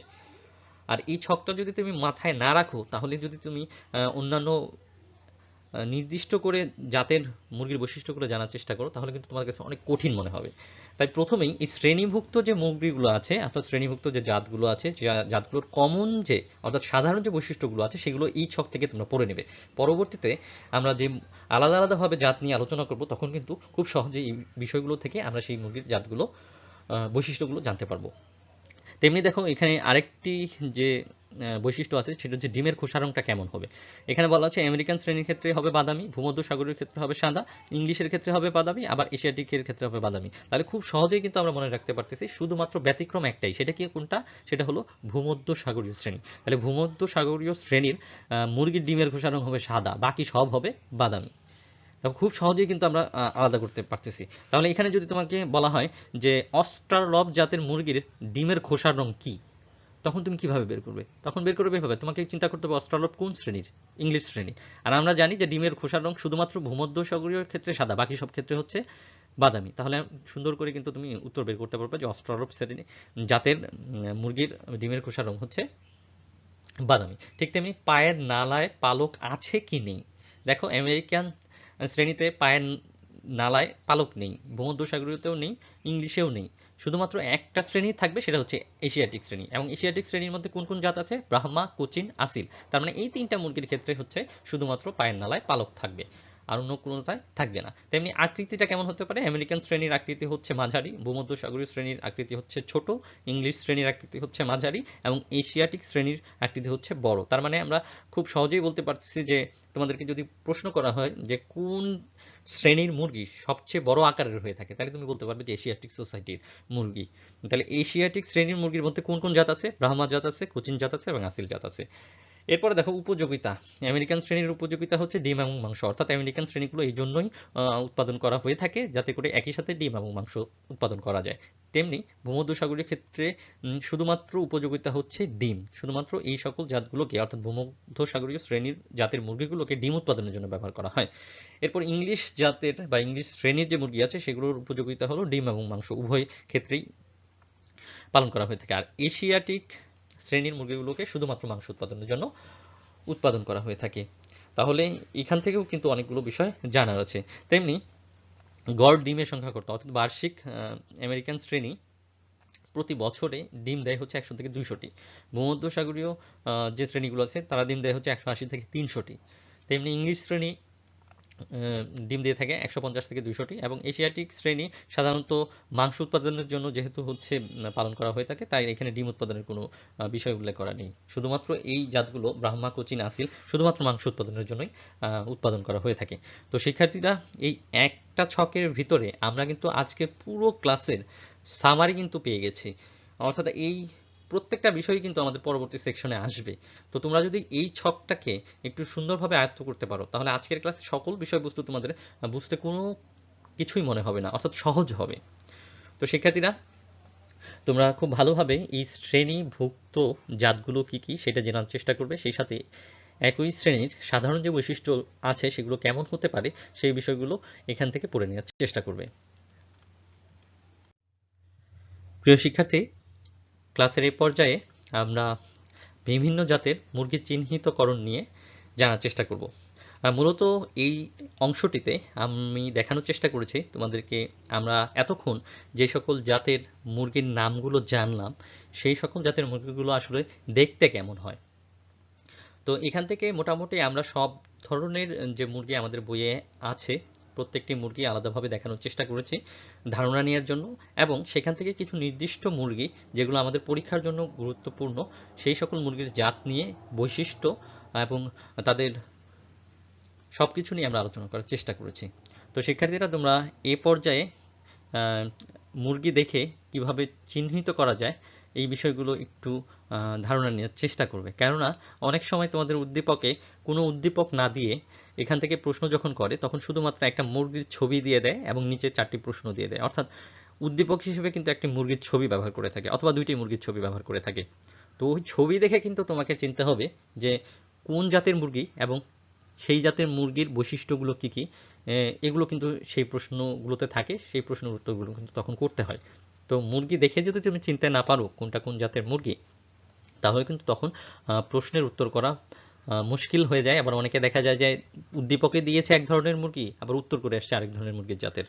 এটা কিন্তু পরিহার করা যায় কিভাবে, এই বিষয়টাকে বিবেচনা করে এখানে বেশ কয়েকটি মুরগি চিহ্নিতকরণ চিত্র তোমাদেরকে দেয়া হয়েছে। তোমরা এখান থেকে লক্ষ্য করবে সহজেই কিভাবে মুরগি দেখে চেনা যায় বা জাতগুলো চেনা যায় বা জাতের নাম মনে করা যায়, এই বিষয়টা একটু লক্ষ্য করবে। তো শিক্ষার্থীরা, আমরা প্রথমেই যে মুরগিটির জাত সম্পর্কে জানবো সেটি হলো ব্রাহ্মা। তো আশা করি এই চিত্র দেখে তোমরা বুঝতে পারতেছো এটি হলো ব্রাহ্মা জাতের মুরগি। পরবর্তীতে আছে আসিল, যা একটি এশিয়াটিক শ্রেণীর মুরগি, এবং এটা হলো আসিল। এটা দেখে সাধারণত তোমরা বুঝতে পারবে যে এটা আসিল শ্রেণীর মুরগি। এরপরে মুরগিটা হচ্ছে কোচিন। এই কোচিন মুরগি দেখতে অনেকটা সুন্দর এবং এটা হচ্ছে এশিয়াটিক শ্রেণীর। এরপর আছে ল্যাংশান, এটা হচ্ছে ইংলিশ শ্রেণীর একটি মুরগি। তেমনি এটা হলো অস্ট্রালপ। এরপর আছে সাসেক্স, এটা হলো অর্পিংটং। এটাও হচ্ছে ইংলিশ শ্রেণীর একটি মুরগি জাত। এটা হলো কর্নিশ, দেখতে একেবারেই সাদা। এটা হলো ডরকিংস জাতের মুরগি, এটাও ইংলিশ জাতের একটি মুরগি, বা অর্থাৎ ইংলিশ শ্রেণীর একটি মুরগি। এই মুরগির জাতটির নাম হলো লেগহর্ন। এখানে দেখানো হয়েছে মিনোরকা জাতের মুরগি। মিনোরকা কিন্তু ভূমধ্য সাগরীয় অঞ্চলের বা ভূমধ্য সাগরীয় শ্রেণীর জাতের মুরগি। তবে এটা সবচেয়ে গুরুত্বপূর্ণ একটা মুরগি যেটা তোমাদের উদ্দীপকে বারবার দিয়ে থাকে, সেটি হলো ফাউমি জাতের মুরগি। এই ফাউমি জাতের মুরগিও কিন্তু ভূমধ্য সাগরীয় শ্রেণীর অন্তর্ভুক্ত। এরপর দেখা যাচ্ছে অ্যানাকোনা। দেখতে মুরগিটা অনেকটা এরকম সাদা কালো ডোরাকাটা। এরপরে অ্যান্ডালুজিয়ান মুরগি। তোমরা একটু লক্ষ্য করবে এই যে অ্যান্ডালুজিয়ান মুরগি এবং কোচিং মুরগির মধ্যে কিন্তু খুব একটা পার্থক্য নেই, দেখতে অনেকটা একই রকম। তবে একটা জিনিস মাথায় রাখতে হবে, সেটা হলো যে কোচিং মুরগি হচ্ছে এশিয়াটিক শ্রেণীর মুরগি আর অ্যান্ডালুজিয়ান মুরগি হলো ভূমধ্য সাগরীয় শ্রেণীর মুরগি। এরপর আছে প্লাইমাউথ রক। এই প্লাইমাউথ রক হচ্ছে ইংলিশ শ্রেণীর মুরগি, সরি ইংলিশ না, এটা আমেরিকান শ্রেণীর মুরগি। এরপর হ্যাম্পশায়ার বা যেটাকে আমরা বলি নিউ হ্যাম্পশায়ার, এই ধরনের মুরগি, এগুলো সাধারণত আমেরিকান জাতের মুরগি। তো শিক্ষার্থীরা আমরা চেষ্টা করেছি যে যেহেতু এটি প্রথম ক্লাস পোলট্রি তথা মুরগি নিয়ে, তো এক্ষেত্রে আমরা ক্লাসের শুরুতে যে সকল জাতগুলো নাম জেনেছি প্রত্যেকটা জাতের নামের মুরগিগুলো আমরা দেখার চেষ্টা করেছি সাধারণত এরা কেমন। তো ক্লাসের এই পর্যায়ে আমরা বিভিন্ন শ্রেণীর অর্থাৎ আমেরিকান শ্রেণী, ভূমধ্যসাগরীয় শ্রেণী, এশিয়াটিক শ্রেণী, ইংলিশ শ্রেণীর জাতগুলো সম্পর্কে আলাদা আলাদাভাবে জানার চেষ্টা করব এবং গুরুত্বপূর্ণ কিছু মুরগির বৈশিষ্ট্য সম্পর্কে জানবো যেগুলো খুব বেশি পরিমাণে পরীক্ষাতে আসে। তো শিক্ষার্থীরা আমরা এই পর্যায়ে প্রত্যেকটি শ্রেণী বিভাগ অনুসারে মুরগির জাতগুলো জানার চেষ্টা করি।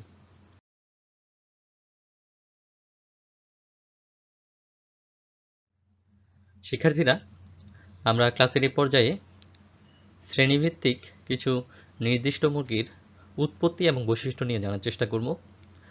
তো তোমাদের বলে রাখি আজকের ক্লাসে আমরা মাত্র দুটি শ্রেণীর মুরগি নিয়ে আলোচনা করেছি। একটি হলো আমেরিকান শ্রেণী এবং আরেকটি হলো এশিয়াটিক শ্রেণী, সেই সাথে ভূমধ্য সাগরীয় শ্রেণীর একটি মুরগি নিয়ে আলোচনা করেছি এবং পরবর্তীতে আমরা বাকি যে জাতগুলো আছে পরবর্তী ক্লাসে আলোচনা করার চেষ্টা করব। তো প্রথমে ক্লাসের শুরুতে আমরা যে মুরগিটি বৈশিষ্ট্য নিয়ে আলোচনা করব সেটি হলো এশীয় শ্রেণীভুক্ত মুরগি, সেটির নাম হলো ব্রাহ্মা। আমরা একটু যেহেতু তোমাদের বইতে সাদা কালো মুরগি দেওয়া আছে, অনেক ক্ষেত্রে দেখা যায় যে বৈশিষ্ট্যগুলো পড়ার ক্ষেত্রে এই মুরগিগুলো থেকে সঠিকভাবে বৈশিষ্ট্যগুলো চিহ্নিত করা যায় না। তো এই ক্ষেত্রে সাদা কালো মুরগির সাথে আমাদের রঙিন মুরগির যে পার্থক্যটা সেইটা প্রথমেই আগে দেখে নেই। দেখো এই আসলে ব্রাহ্মা দেখতে এরকম, যেটা হচ্ছে ইয়াতে তেমন একটা বোঝা যায় না, সাদা কালো ছবিতে তেমন একটা বোঝা যায় না। তোমাদের এই সাদা কালো ছবির পাশে এই রঙিন ছবিটিও থাকবে, যাতে করে বৈশিষ্ট্য পড়ার ক্ষেত্রে তোমরা এই বৈশিষ্ট্যগুলো মিলিয়ে নিতে পারো। তো তোমরা লক্ষ্য করো এই ব্রাহ্মা জাতের মুরগিটির উৎপত্তি হচ্ছে ব্রহ্মপুত্র অববাহিকা অঞ্চলে, অর্থাৎ এই ব্রহ্মপুত্র নদী যে সকল অঞ্চল দিয়ে প্রবাহিত হয়েছে তার আশেপাশে কোনো অঞ্চল থেকে কিন্তু এই ব্রাহ্মা জাতের মুরগির উৎপত্তি হয়েছে। এবং সেই সাথে এই ব্রাহ্মা জাতের মুরগির যে পূর্বপুরুষ ছিল তার নাম ছিল গ্রেট চিটাগাং। এটা কিন্তু গুরুত্বপূর্ণ, কারণ এটা অনেক সময় তোমাদের এমসিকিউ পরীক্ষায় আসে যে ব্রাহ্মা জাতের মুরগির পূর্বপুরুষের নাম কী ছিল, সেটা হলো গ্রেট চিটাগাং। এবং এদের আরও তিনটি উপজাত আছে। আশা করি জাত কি এবং উপজাত কি এটা তোমাদেরকে ক্লাসের শুরুতেই বুঝিয়েছে, তোমরা খুব ভালোভাবে বুঝতে পেরেছো। আমরা এই পর্যায়ে ব্রাহ্মা জাতের বৈশিষ্ট্যগুলো জেনে নেওয়ার চেষ্টা করব। আমি তোমাদেরকে প্রথমেই বলে রাখি যে এইখানে আলাদা আলাদাভাবে আমরা যেহেতু বৈশিষ্ট্যগুলো নিয়ে পড়বো, তোমাদেরকে কিন্তু ক্লাসের শুরুতে একটা ছকের মাধ্যমে একটা নির্দিষ্ট শ্রেণীর জন্য তার বৈশিষ্ট্য কেমন হতে পারবে সেটা কিন্তু দেখিয়েছিলাম। তো ওই নির্দিষ্ট ছকটা যদি তুমি মনে করার চেষ্টা করো, এখন একটু একটু লক্ষ্য করো যে এই ব্রাহ্মা জাতের মুরগিটা কোন শ্রেণীর অন্তর্ভুক্ত ছিল। অবশ্যই সেটা হলো এশিয়াটিক শ্রেণীর অন্তর্ভুক্ত। তার মানে আমাদের এই আশেপাশের ইন্ডিয়ান সাবকন্টিনেন্টে কিন্তু এই মুরগিটির উৎপত্তি হয়েছে। তাহলে এই যে এই মুরগিটির ক্ষেত্রে বৈশিষ্ট্যের ক্ষেত্রে আমাদেরকে প্রথমে মনে রাখতে হবে যে এটা যেহেতু এশিয়াটিক শ্রেণীর মুরগি, তাহলে এশিয়াটিক শ্রেণীর মুরগির ঝুঁটির রংটা কেমন হবে? লাল হবে, কারণ আমরা জেনেছিলাম শুধুমাত্র একমাত্র মুরগি হচ্ছে ভূমধ্যসাগরীয় শ্রেণীর মুরগি যাদের মুরগির ঝুঁটির রং হচ্ছে সাদা, বাকি সব লাল। তাহলে আমরা সহজেই কিন্তু একটা বৈশিষ্ট্য আমরা কিন্তু কোনোদিন না পড়েও কিন্তু ওই ছকটা পড়েই কিন্তু বৈশিষ্ট্যগুলো লিখতে পারবো।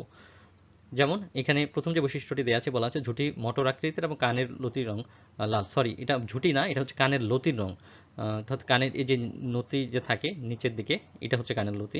তাহলে কানের লতির রং লাল হবে এশিয়াটিক শ্রেণীর ব্রাহ্মা জাতের মুরগির ক্ষেত্রে। তারপর দেখো চামড়া হলদে, আমরা কিন্তু এটাও পড়েছি ওই ছকে যে কোন শ্রেণীর মুরগির চামড়া কেমন হতে পারে। তাহলে ব্রাহ্মা জাতের মুরগি হচ্ছে চামড়া হলদে হবে। এরপর ৩ বলছে পালকের রং রূপার মতো সাদা, লেজের অগ্রভাগ কালো। এখানে তোমরা রঙিন ছবিটা লক্ষ্য করো যে রূপার মতো সাদা বলা হয়েছে, তার মানে আর লেজের অংশটি কালো। পূর্ণবয়স্ক মোরগের ওজন সাধারণত 4 থেকে 5 কেজি হয়ে থাকে এবং মুরগি 2.5 থেকে 3 কেজি পর্যন্ত হয়ে থাকে। এরপর লক্ষ্য করো আমরা আরেকটি এশিয়াটিক শ্রেণী মুরগি নিয়ে জানার চেষ্টা করব, সেটি হলো কোচিন জাতের মুরগি, যেটাকে আমরা সবচেয়ে সুন্দর মুরগি বলে থাকি, অনেক দেখতে অনেকটা সুন্দর, পালক অনেকটা সুসজ্জিত। তো প্রথমেই হচ্ছে সাদা কালো মুরগির সাথে এই কোচিন জাতের মুরগির রঙিন ছবির একটা পার্থক্য দেখে নিই। দেখো এখানে সাধারণত বোঝা যায় না, তাই রঙিন ছবিগুলো তোমাদেরকে দিয়ে দিচ্ছে। রঙিন ছবিটি থাকবে, বৈশিষ্ট্যগুলো এই রঙিন ছবির সাথে মেনে নেওয়ার চেষ্টা করবে। এখানে বলা আছে যে উৎপত্তি চীনের সাংহাই অঞ্চলে, অর্থাৎ এই কোচিন মুরগিটি চীন অঞ্চল থেকে এসেছে, সাংহাই নামক স্থান থেকে। এরা চীনা মুরগি বলে পরিচিত, এদের সাংহাই মুরগিও বলা হয়ে থাকে। সুসজ্জিত পালকের জন্য এরা বিখ্যাত, এদের 4টি উপজাত আছে। তাহলে এই কোচিন মুরগির উৎপত্তিস্থল কোথায়? এটি উৎপত্তি হয়েছে চীনের সাংহাই অঞ্চল থেকে এবং একে চীনা মুরগিও বলা হয়ে থাকে। এই বিষয়গুলো একটু মনে রাখার চেষ্টা করবে, কারণ এখান থেকে কিন্তু নৈর্ব্যক্তিক আসে। তাহলে বৈশিষ্ট্যগুলো কি হবে? প্রথমেই বলে রাখি, এটা যেহেতু কোচিন মুরগি এবং এই কোচিন জাতের মুরগি এশিয়াটিক শ্রেণীর অন্তর্ভুক্ত, তাহলে সহজেই তোমরা বলতে পারো কানের লতির রং অবশ্যই হবে লাল। তাহলে প্রথম যে বৈশিষ্ট্যটি আছে কানের লতির রং লাল এবং চামড়া হলদে, এটা কিন্তু তোমরা ওই ছক থেকেই জানতে পারবে, তোমাদেরকে আলাদা আলাদাভাবে এই মুরগিগুলোর বৈশিষ্ট্য কিন্তু জানতে হবে না। তারপর 2 নম্বরে বলা আছে দেখো পায়ের নালা হলুদ ও পালক বিশিষ্ট।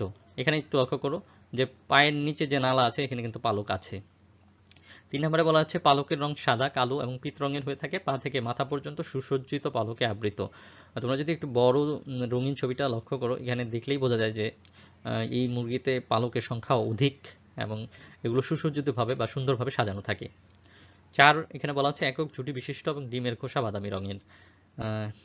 আমরা ক্লাসের শুরুতে ওই যে বিভিন্ন শ্রেণীর সাধারণ যে বৈশিষ্ট্যগুলো জেনেছি সেখানে কিন্তু আমরা সুন্দর করে দেখিয়ে দিয়েছিলাম যে ডিমের খোসার রং কেমন হবে, কানের লতির রং কেমন হবে, ঝুঁটির রং কেমন হবে, ডিম কেমন পারে। তো সেখান থেকে তোমরা সাধারণত সাধারণ বৈশিষ্ট্যগুলো যদি মনে রাখো তাহলে কিন্তু এই প্রত্যেকটা মুরগির জন্য আলাদা আলাদাভাবে বৈশিষ্ট্য তোমাদের মনে রাখতে হবে না। 5 নম্বর যেটা বলা আছে যে এখানে বলা আছে পূর্ণবয়স্ক মুরগির ওজন 5 কেজি এবং মুরগি সাধারণত 4 কেজি পর্যন্ত হয়ে থাকে। এই বিষয়গুলো সাধারণত মনে থাকে না, কারণ একটা নির্দিষ্ট মুরগি কত কেজি হয় এটা সাধারণ আইডিয়া করা যায়, নির্দিষ্টভাবে বলা যায় না। তো এই বৈশিষ্ট্যটা তোমরা লেখার ক্ষেত্রে পরিহার করার চেষ্টা করবে, কারণ এটা ভুল হওয়ার সম্ভাবনাই বেশি থাকে। এ পর্যায়ে আমরা যে মুরগিটি নিয়ে মুরগির জাত নিয়ে আলোচনা করবো সেটি হলো আসিল জাতের মুরগি এবং এটি আমাদের বলা চলে দেশীয় মুরগি। বাংলাদেশ এবং ভারত এদের জন্মভূমি, অর্থাৎ বাংলাদেশ এবং ভারতেই এই আসিল মুরগির উৎপত্তি হয়েছে। চট্টগ্রাম ও ব্রাহ্মণবাড়িয়া জেলায় বেশি দেখা যায়, অর্থাৎ চট্টগ্রাম এবং ব্রাহ্মণবাড়িয়া জেলায় আসিল জাতের মুরগি বেশি চাষ করা হয়ে থাকে। আর একটি গুরুত্বপূর্ণ বিষয় হলো এই মুরগিটি প্রদর্শনীর ক্ষেত্রে ব্যবহার করা হয়ে থাকে। আমরা অনেক জায়গায় দেখি যে বিভিন্ন ধরনের মোরগ লড়াই অনুষ্ঠিত হয় বা বিনোদনের জন্য মোরগ লড়াই অনুষ্ঠিত হয়। তো এই যে মোরগ লড়াই এই সাধারণত এই জাতের মুরগি দিয়ে করা হয়ে থাকে। তো শিক্ষার্থীরা এই পর্যায়ে আমরা দেখে নিই যে এই সাদা কালো মুরগির সাথে আসিল জাতের মুরগির আসলে রঙিন ছবির পার্থক্যটা কেমন। দেখো দেখতে অনেকটা ব্রাউন বাদামি কালারের এবং এ ধরনের হয়ে থাকে, একটু চিকন ছোট জাতের আর কি। এবার বৈশিষ্ট্যগুলো জেনে নেওয়া যাক। আসিল জাতের মুরগি এরা আকারে বেশ বড়, মাংসল এবং পরিশ্রমী ও কষ্ট সহিষ্ণু হয়। তোমাদেরকে বলে রাখি যে এখান থেকে কিন্তু একটা এমসিকিউ আসে, সেটি হলো যে আমরা যে 4 শ্রেণীর মুরগির উৎপত্তি অনুসারে যে 4 শ্রেণীর মুরগি সম্পর্কে জানলাম তাদের মধ্যে সবচেয়ে বড় আকৃতির বা মুরগির জাতগুলো কোনগুলো, সেগুলোর মধ্যে কিন্তু আসে এশিয়াটিক শ্রেণী। তার মানে যতগুলো শ্রেণী আছে যেমন আমেরিকান শ্রেণী, ইংলিশ শ্রেণী, ভূমধ্যসাগরীয় শ্রেণী, এদের মধ্যে সবচেয়ে বেশি আকারে বড় হয়ে থাকে কিন্তু এশিয়াটিক শ্রেণীর মুরগি। তাহলে আসিল যেহেতু এশিয়াটিক শ্রেণীর মুরগি, তাহলে আমরা বলতে পারি যে এরা আকারে বেশ বড় এবং মাংসল এবং পরিশ্রমী ও কষ্ট সহিষ্ণু হয়। 2 নম্বরে বলা আছে দেখো গলা ও পা দুটি লম্বা। হ্যাঁ, অন্যান্য আমরা যে মুরগিগুলো দেখলাম সেই তুলনায় কিন্তু একটু লক্ষ্য করলে দেখা যায় গলার আকৃতিও লম্বা এবং পায়ের আকৃতিও লম্বা। 3 নম্বর বলা আছে পায়ে পালক থাকে না এবং মাথায় ঝুঁটি ছোট। দেখো পায়ে কোনো পালক নেই এবং মাথার ঝুঁটি হচ্ছে ছোট। পূর্ণবয়স্ক মোরগ 4 থেকে 5.5 কেজি এবং মুরগি 3 থেকে 3.5 কেজি ওজনের হয়। এই বৈশিষ্ট্য না জানাই ভালো বা এটা না লেখাই উত্তম। আর 4 নম্বর আমি মিস করে গেছি, 4 নম্বরটি বলা আছে পালক কম এবং পালকের রং লাল, কালো বা মিশ্র রঙের। এই পর্যায়ে আমরা ফাউমি জাতের মুরগি নিয়ে আলোচনা করব। এই জাতের মুরগিটি খুবই গুরুত্বপূর্ণ, কারণ এখান থেকে সাধারণত বেশি প্রশ্ন হয়ে থাকে। তো তোমরা লক্ষ্য করো, সাধারণত ফাউমি জাতের মুরগিটা দেখতে এরকম। আচ্ছা, আমরা একটু রঙিন ছবির সাথে মিলিয়ে নেওয়ার চেষ্টা করি। রঙিন ছবিটা হচ্ছে এরকম। দেখো যে গলা থেকে সাধারণত ঠোঁটের আগ পর্যন্ত যে অংশটুকু আছে এটু পুরোপুরি সাদা, আর পুরো বডিতে কিন্তু সাদা আর কালো ছোপ ছোপ দাগ থাকে। তো এটাই হচ্ছে মূলত ফাউমি জাতের মুরগি। তো আমরা এই বৈশিষ্ট্যগুলো পড়ার ক্ষেত্রে রঙিন ছবির সাথে এটি মিলিয়ে নেওয়ার চেষ্টা করবো, তাহলে খুব সহজে বেশি মনে থাকবে। এখানে লক্ষ্য করো, ফাউমি জাতের মুরগির উৎপত্তিস্থল হচ্ছে মিশর, অর্থাৎ মিশর থেকে এই জাত উৎপত্তি হয়েছে। এই জাত আমাদের দেশের আবহাওয়ার জন্য উপযোগী, আর এই কারণে এটি সবচেয়ে বেশি গুরুত্বপূর্ণ। এই জাতটা আমাদের বাংলাদেশ আবহাওয়ার জন্য উপযোগী এবং খুব বেশি পরিমাণে এটা পালন করা হয়ে থাকে। এদের রোগ প্রতিরোধ ক্ষমতাও কিন্তু বেশি, অর্থাৎ সহজে এরা রোগ বালায় আক্রান্ত হয় না, যার কারণে এই মুরগিটা পালন করাও কিন্তু লাভজনক। ডিমের আকার ছোট, এরা খুব চঞ্চল ও চালাক। এরপর যে বৈশিষ্ট্যগুলো জেনে নেওয়া যাক। তোমাদেরকে প্রথমেই প্রশ্ন করব যে ফাউমি জাতের মুরগিটি কোন শ্রেণীর। আমরা কিন্তু আজকে শুধুমাত্র একটা ভূমধ্য সাগরীয় শ্রেণীর মুরগি নিয়ে আলোচনা করব, সেটাই হলো ফাউমি জাত। তাহলে আমরা ফাউমি জাতের মুরগিটি হচ্ছে ভূমধ্য সাগরীয় শ্রেণীর অন্তর্ভুক্ত। তাহলে তাদের বৈশিষ্ট্যটা কেমন হবে? আমরা কিন্তু কানের লতি যখন পড়েছিলাম, আমরা ওই ছক থেকে জেনেছিলাম যে একমাত্র ভূমধ্য সাগরীয় শ্রেণীর মুরগির ক্ষেত্রে কানের লতির রং হবে সাদা, বাকি সব হবে লাল। তাহলে ফাউমি যেহেতু হচ্ছে ভূমধ্য সাগরীয় শ্রেণীর মুরগি, তাহলে এর কানের লতির রং হবে সাদা এবং ঝুঁটি হবে লাল। 2 নম্বরে বলা হচ্ছে পালক সাদা কালো ফোঁটা ফোঁটা রঙের হয়ে থাকে। তোমরা একটু লক্ষ্য করো, এই যে পালকগুলো সাধারণত এই যে সাদা কালো ফোঁটা ফোঁটা ডট ডট চিহ্ন দেয়া আছে বা এই ধরনের হয়ে থাকে। তারপর 3 নম্বর বলা হচ্ছে ঘাড়ের পালক সাদা এবং লেজের শেষাংশ কালো। ঘাড়ের যে পালক, যে আমি বলেছিলাম ঘাড় থেকে ঠোঁটের আগ পর্যন্ত পুরোটাই সাদা এবং লেজের অংশ কিন্তু কালো। আর ডিমের খোসার রং সাদা এবং এরা বছরে 180 থেকে 200টি ডিম দিয়ে থাকে। আর পূর্ণবয়স্ক মোরগ 2 কেজি এবং ডিম সরি পূর্ণবয়স্ক মোরগ 2 কেজি এবং মুরগি হচ্ছে 1.5 কেজি পর্যন্ত ওজনের হয়ে থাকে। আর এখানে একটা বিষয় গুরুত্বপূর্ণ, সেটা হলো ফার্মি জাতের মুরগি সাধারণত ডিম উৎপাদনের জন্যই কিন্তু পালন করা হয়ে থাকে। এক্ষেত্রে তোমাদেরকে জানতে হবে যে বছরে ফার্মি জাতের মুরগি কি ধরনের ডিম দিয়ে থাকে। এখানে কিন্তু বলা আছে এরা বছরে 180 থেকে 200টি ডিম দিয়ে থাকে। তো শিক্ষার্থীরা, আমরা মোটামুটি এশিয়াটিক শ্রেণীর 3টি জাত নিয়ে আলোচনা করেছি এবং ভূমধ্য সাগরীয় শ্রেণীর একটি জাত, সেটি হলো ফাউমি জাত নিয়ে আলোচনা করেছি। এই পর্যায়ে মুরগির আমেরিকান শ্রেণীভুক্ত জাতগুলো নিয়ে আমরা আলোচনা করব। তোমাদেরকে যদি বলে রাখি, আমেরিকান শ্রেণীভুক্ত মুরগির জাতগুলো হচ্ছে road Island red, Plymouth rock এবং হচ্ছে নিউ হ্যাম্পশায়ার। তো প্রথমেই আমরা দেখে নিই যে রোড আইল্যান্ড রেড মুরগিটি সাদা কালো ছবির সাথে রঙিন ছবির পার্থক্যটা আসলে কতটুকু। এখানে দেখো সাদা কালো ছবিতে অনেক সময় কিন্তু দেখে চেনা যায় না। তো আমাদের এই মুরগি অনেক গ্রামাঞ্চলেও কিন্তু পালন করা হয়ে থাকে এবং আমরা অনেকেই হয়তো বা এই মুরগিটাকে চিনি। এটা হচ্ছে রোড আইল্যান্ড রেড, এটা আমেরিকান শ্রেণীভুক্ত। এই পর্যায়ে আমরা বৈশিষ্ট্যগুলো জেনে নেওয়ার চেষ্টা করি। এখানে বলা আছে এদেরকে সংক্ষেপে RIR বলা হয়ে থাকে, অর্থাৎ রোড আইল্যান্ড রেড এর অ্যাক্রোনিম হচ্ছে RIR। তো আমেরিকান রোড আইল্যান্ড দ্বীপে এদের উৎপত্তি। তাহলে এই রোড আইল্যান্ড রেড মুরগির উৎপত্তি হচ্ছে আমেরিকার রোড আইল্যান্ড দ্বীপে। এই মুরগি মাংস ও ডিম উৎপাদনের উদ্দেশ্যে পালন করা হয়ে থাকে, অর্থাৎ উভয় জন্য, অর্থাৎ ডিম এবং মাংস উভয়ের জন্য যে জাতগুলো পালন করা হয় তার মধ্যে একটি হলো রোড আইল্যান্ড রেড। বৈশিষ্ট্যগুলো দেখি। এখানে বলা আছে পালকের রং লাল, কিন্তু পাখা ও লেজের পালকের মাথায় কালচে দাগ থাকে। তোমরা একটু লক্ষ্য করবে, একটু মিলিয়ে নেবে। কানের লতি ছোট এবং লাল রঙের।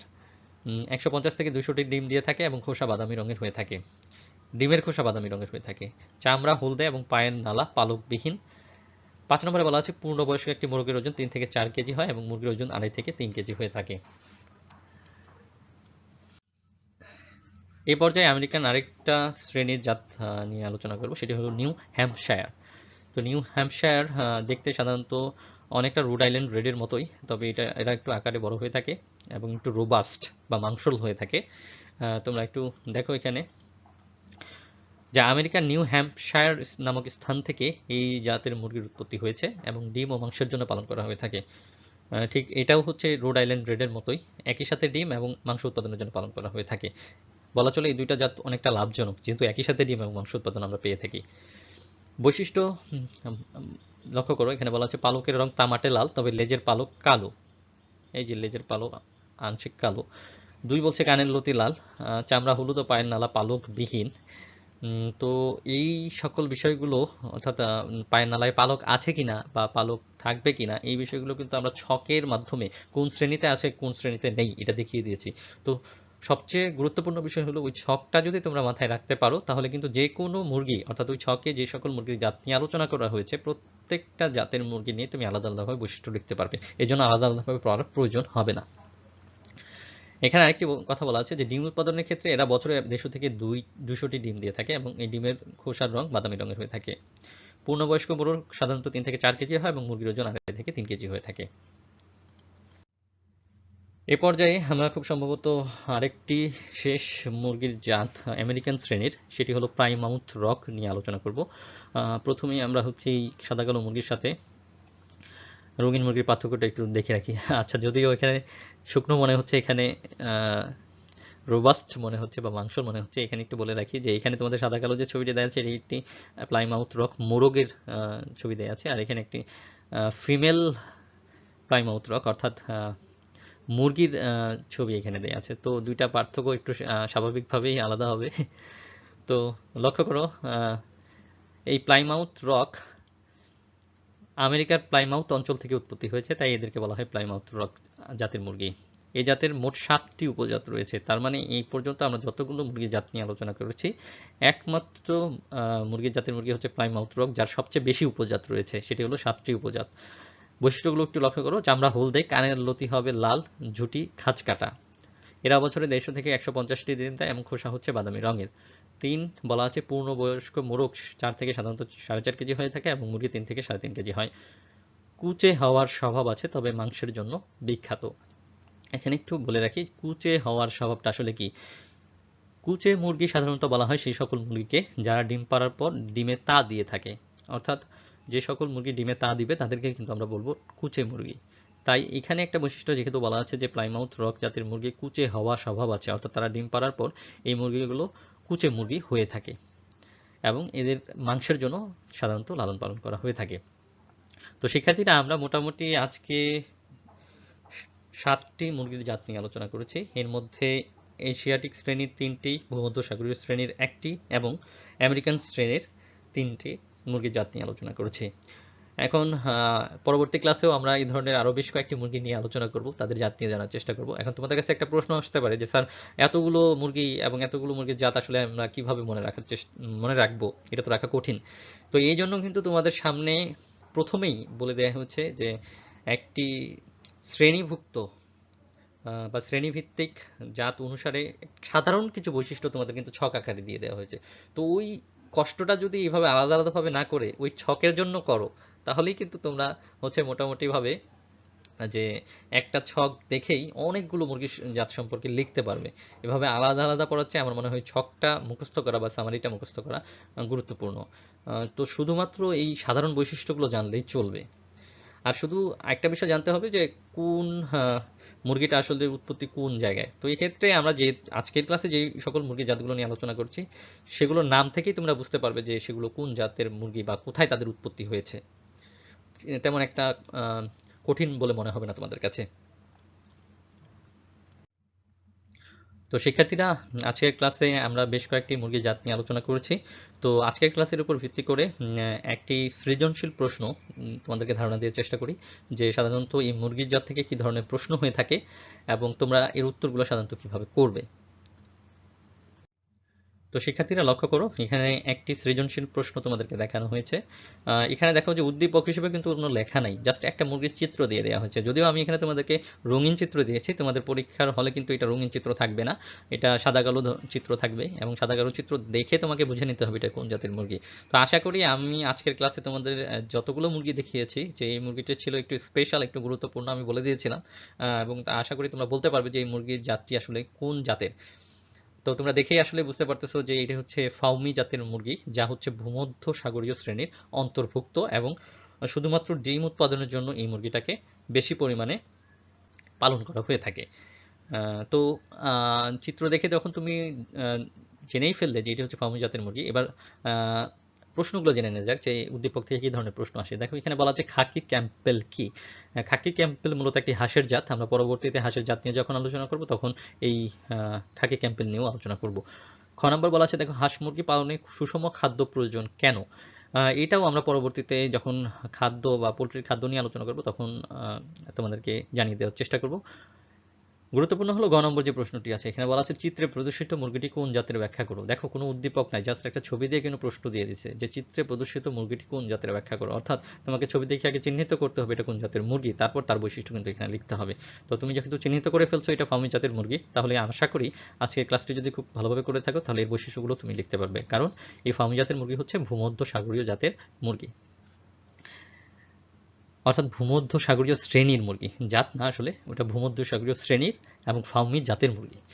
4 নম্বরে বলা আছে দেখো যে মুরগি পালন করা কি অর্থনৈতিকভাবে লাভজনক, অর্থাৎ এই যে মুরগিটা উদ্দীপকে দেখানো হয়েছে এই মুরগিটা পালন করা কি অর্থনৈতিকভাবে লাভজনক, উত্তরের সপক্ষে তোমার যুক্তি উপস্থাপন করো। তো এই উত্তরটা আসলে তোমরা কিভাবে করবে, এই উত্তরটা করার জন্য তোমাদেরকে যে বিষয়টা লক্ষ্য রাখতে হবে সেটা হচ্ছে যে এই মুরগিটা সাধারণ যে বৈশিষ্ট্যগুলো আছে এগুলোকে একটু ব্যাখ্যা করে অর্থনৈতিকভাবে কতটুকু লাভজনক একটু আলোচনা করলে কিন্তু এই প্রশ্নের উত্তরটা হয়ে যাবে। তো এই ধরনের প্রশ্ন নিয়ে অনেকের সমস্যা থাকতে পারে, তাই শুধুমাত্র এই যে উচ্চতর দক্ষতামূলক প্রশ্নটি আছে এই প্রশ্নের উত্তর আমি পরবর্তী স্লাইডে তোমাদেরকে দেখিয়ে দিয়েছি, সেখান থেকে তোমরা এই প্রশ্নের উত্তরটি জেনে নেওয়ার চেষ্টা করবে। তবে তোমাদেরকে একটি কথা বলে রাখি যে এটা যে শুধু ফার্মি জাতের মুরগির ক্ষেত্রেই প্রযোজ্য হবে তা কিন্তু না, যে কোনো জাতের মুরগি তোমাদেরকে দেয়া হোক না কেন, অর্থাৎ যে কোনো জাতি এখানে উল্লেখ করে দেয়া হোক না সেই জাতের মুরগির ক্ষেত্রেও কিন্তু তুমি লিখতে পারবে যে অর্থনৈতিকভাবে সেটি লাভজনক কি না। শুধুমাত্র ওই নির্দিষ্ট জাতের মুরগির বৈশিষ্ট্যগুলো তোমার মাথায় রাখতে হবে এবং সেই বৈশিষ্ট্যগুলোকে কিভাবে গুছিয়ে লিখবে সেটা আমি এই যে পরবর্তী স্লাইডে তোমাদের দেখাচ্ছি। তোমরা লক্ষ্য করো যে এখানে উচ্চতর দক্ষতামূলক যে প্রশ্নটি ছিল যে ফার্মি জাতের মুরগি অর্থাৎ উদ্দীপকে যে উল্লিখিত মুরগিটি আছে সেটি অর্থনৈতিকভাবে কতটুকু লাভজনক সেটি তোমার সাপেক্ষে উত্তর দিতে বলা হয়েছে। তো উত্তরটি হচ্ছে এরকম, দেখো উদ্দীপকে ফার্মি জাতের মুরগি পালন করা অর্থনৈতিকভাবে লাভজনক, উত্তরের সপক্ষে নিচে আমার যুক্তি উপস্থাপন করা হলো। ফার্মি জাতের মুরগির উৎপত্তি হচ্ছে মিশরে, এই জাত আমাদের দেশের আবহাওয়ার জন্য উপযোগী, আমাদের দেশের তথা বাংলাদেশের গ্রামীণ পরিবেশে এই জাতের মুরগি ভালোভাবে খাপ খাওয়াতে পারে, তাই গ্রামীণ পরিবেশে এদেরকে ব্যাপকভাবে পালন করা হয়।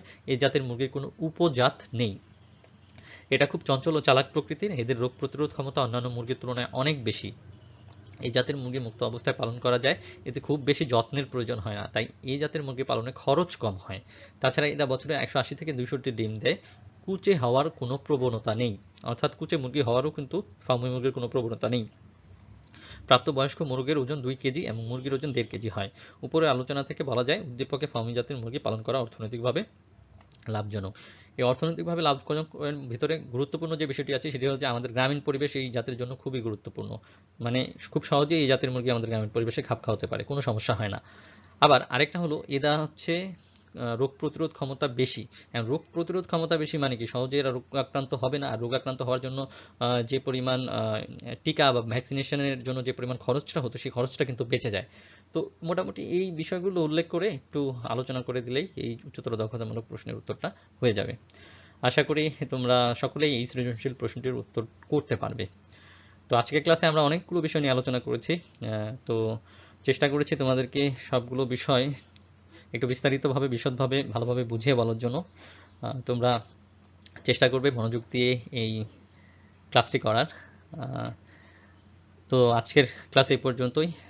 আগামী ক্লাসে আমরা অন্যান্য যে শ্রেণীর জাতগুলো আছে যেমন ভূমধ্য সাগরীয় কিছু জাত বাকি ছিল আমাদের এবং ইংরেজ শ্রেণীর জাতগুলো নিয়ে আমরা আলোচনা করার চেষ্টা করব। ততদিন পর্যন্ত তোমরা সকলেই ভালো থাকবে এবং সুস্থ থাকবে, সেই সাথে যথেষ্ট পরিমাণ স্বাস্থ্যবিধি মেনে চলবে। সবাই ভালো থেকো, আল্লাহ হাফেজ।